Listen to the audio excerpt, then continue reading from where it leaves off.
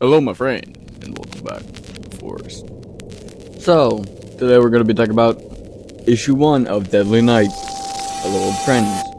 And it turns out I've been able to decipher the language on it, and it's... Wait, no, what are you doing? No.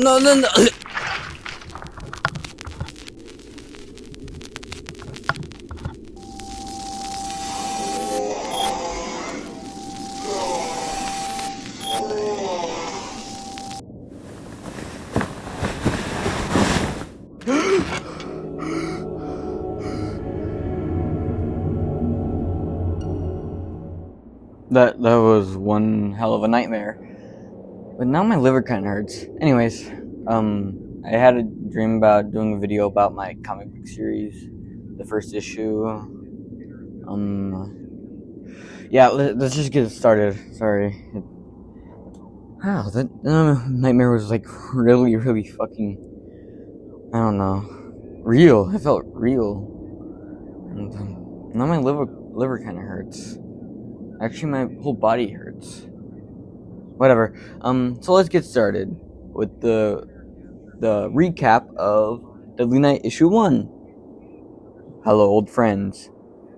We start out in a dream sequence that where Leon is saying that, "Who are you? What are you?" While the creature says, "I'm a Wendigo." After that, he says, "We will die if I tell you my name. Now wake up." That reminds me of something that just happened. Whatever. Then Leon wakes up in his bedroom afterwards, and a few seconds after he wakes up, Ember comes by him and starts wagging her tail. Leon is almost late for work, so he gets up and out. Ember is sad that he has to leave, and he and Leon tries to calm her down by saying they can go for a walk after he gets off of work early because of the princes coming to this world. Then he takes a shower, and then leaves, saying bye to Ember and saying he loves her. Ember curls up on his bed, and as he says, it doesn't get easier. He walks past the robot, who says, "Hello, Mr. Vargas." There's a high-speed chase going on between a police officer and a criminal. This is just a normal Tuesday. He gets a phone call from his boss, Aman.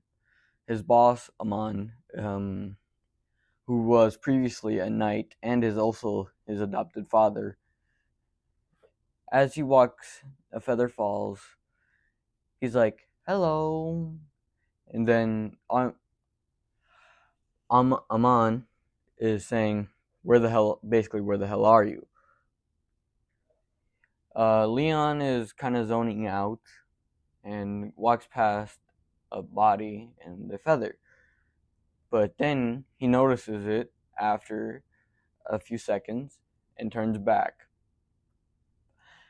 He swore he saw something, but he can't prove it. But he sees the feather that has fallen, and basically comments on how there's no birds or feathered creatures on this planet. And graffiti of the Ecliptians saying, "Join us." Then he hears the voice of the monster again saying, "Go to work."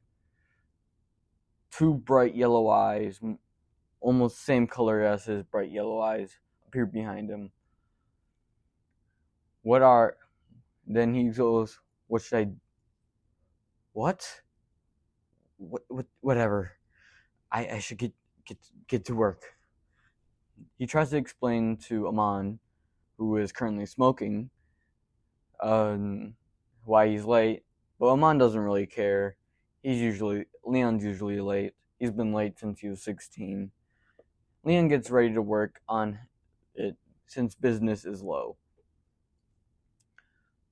Leon works on his revolver, takes off his gear, and explains to the narrator, aka me, explains to us what bullets, how it works, how much ammo capacity. Then he's just swing, and the door opens. It was Amon. He was scared. He thought it was the creature.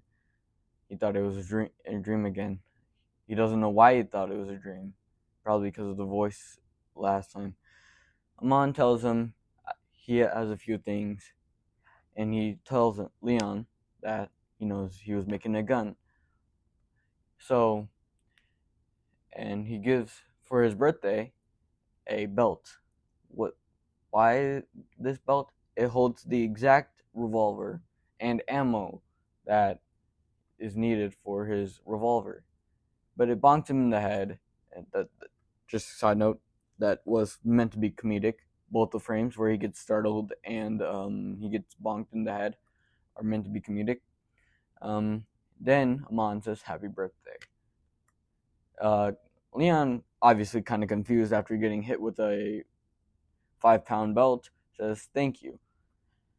Amon says it's time to go because, again, the prince is coming to the planet, or coming to the planet for a parade, and a parade is starting, so all businesses close early. Leon ties his hair back and says, "All right," and we see the height difference between Leon, who is 5'6", and Amon, who's 7 foot. 5'6". I said 5'6". Yeah, Leon's 5'6". Amon's 7 foot. He's walking back to his house like a edgy anime protagonist. Then he's like, "Oh right, the new Deadly Colony comic is coming out tomorrow." Just side note, I'm gonna like read the entire story for you guys, and then if you guys wanna like read it for yourselves, it's gonna be on my channel page, and whatever. So then he's like, "Huh, what the?"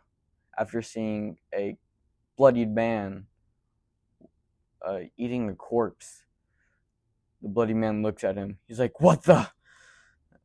Then the one and only knight that isn't retired on this planet comes swooping down, also known as the Dark Defender.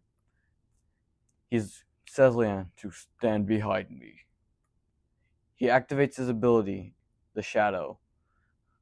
He grabs the creature and whooshes him towards him, slashing him with his blade. Telling Leon to go home, Leon says yes and runs back home. He gets sucked into his mind again, and there stands a giant 8-foot beast who was in his dream. It says, "Take off the earring. It's stopping your abilities." Leon's like, "What abilities?" "Ice and lightning." What? I'm sorry. I messed up on that. I meant to have another frame where it's like, wait, what? You mean I'm a knight? So just imagine this frame on screen. It says, "I'm a knight, and what's your name?" "You'll learn my name in time, but call me the Wendigo." Leon takes the earring and throws it into the ocean. The river right next to him.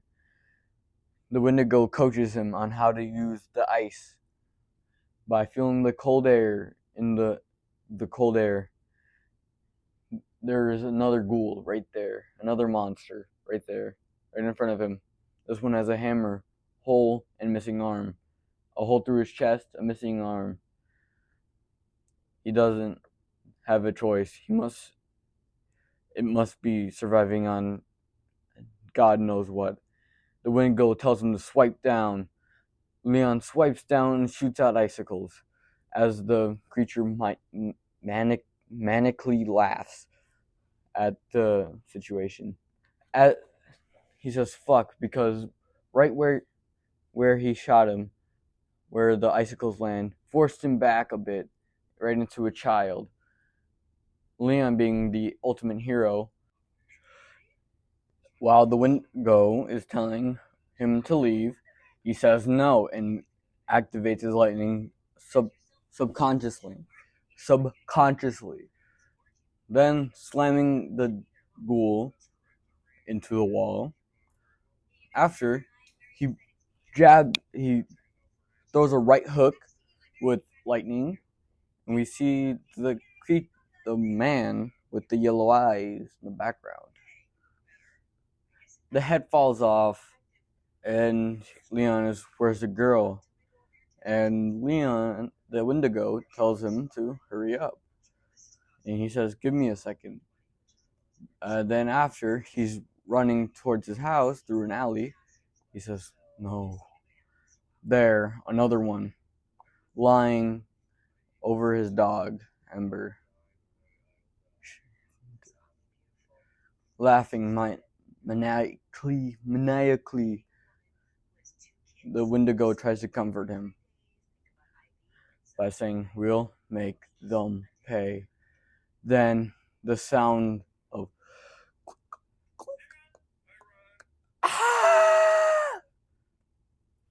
a storm brews while a storm brews while the Wendigo spirit roars, and Leon says, death is your only option. So that was the summary of Deadly Night Volume 1. Hello, old friends. So what did I think of it? I mean, it's a pretty good first comic. I mean, I still had to work out some of the kinks with the paneling and remembering to put the stuff that I want on paper and also handwriting. And the art obviously is a bit worse. It gets better, especially in the third comic, which I'm currently working on as of recording this video. And yeah, I really like this because this is before I went to Art 1, and it has one of my favorite drawings of Leon, where he's like, no, mainly because like the different line thickness in between. And also, it took me a long ass time just to get this one comic. It took me about like 6 months to get this comic done, mainly because I was procrastinating. But now I can't do that procrastinating shit. You want to know why? Because I have a monthly schedule. But otherwise, it's pretty good. I mean, it introduces Leon, the main character, Ember, the main character, and the Wendigo, who is a mainstay, and aka the mentor. Why did I want a Wendigo? First of all, let me get this out of the way. Why a Wendigo? I chose a Wendigo because I wanted to draw a Wendigo, and also it fits with how the Wendigo became the Wendigo. And also, I forgot to mention this, we are introduced to the Dark Defender and Amon, and also the main enemy of the humans, the ghouls, that too. And we see a combat scene and Leon and Leon's abilities. And if you're wondering why he can do all this stuff quite easily, it's because he's done it before. He just doesn't remember. So he remembers it through muscle memory, but doesn't remember why he can how he is a knight and who's his parent. Because remember, he's adopted from Mon adopted him. So yeah, that was Deadly Night issue 1. It's not the best, but hey. Also, another question I think you guys are going to ask: why is it in black and white, and why are only some things colored? It's just the way I color. An old friend, showed me this comic where I forgot what it was like. It was like some Call of Duty something, and he just like only colored in the blood, and so I took that inspiration and colored in the eyes, which are the main way to tell if somebody's a knight, the elements, their abilities, and of course the blood. Why? And that's pretty much why I do it. It's because an old friend told me. And also, you guys are going to ask me, why is one eye so dull? It's because he's blind in that eye. Why is he blind? You'll find out. You'll find out. I already have the answer. Will I tell you? Fuck no. Hell no, I'm not gonna fucking tell you. That's spoiling a different comic I plan on making within the next 50 years. What is that comic gonna call? I can tell you that. The False Knight. I can tell you that. It's based off the original concept of Deadly Knight, which was originally called Deadly Colony. I can tell you that as much. That much. But anyways, thank you guys for listening to me ramble about a comic book series. It's on Global Comic X if you want to read it. It's free. It supports me. And see you guys next one. That's like Markiplier. But remember, I might be dead monster. But these monsters are dead! Bye! See you guys next week. Same time, same place.